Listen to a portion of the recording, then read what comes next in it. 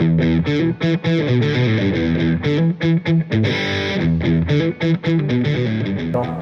know, which in my opinion is hard to find these days. And what I mean by professional is that they gave me an accurate bid. They were timely with everything they did. They were fun to work with, easy to work with. The bill came in just a little bit less than what was estimated.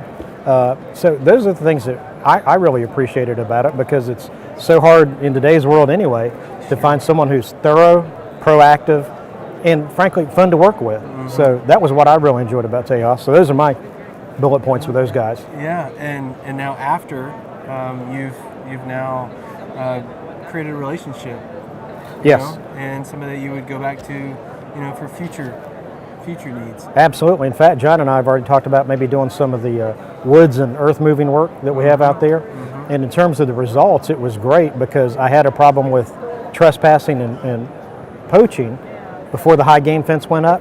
All those problems went away. So besides being fun, easy, timely, and professional, it worked. Sure. Just exactly the way we wanted to, and maybe a little bit better. That's awesome. Yes. David, thank you for joining us. Thank you. Appreciate you coming on.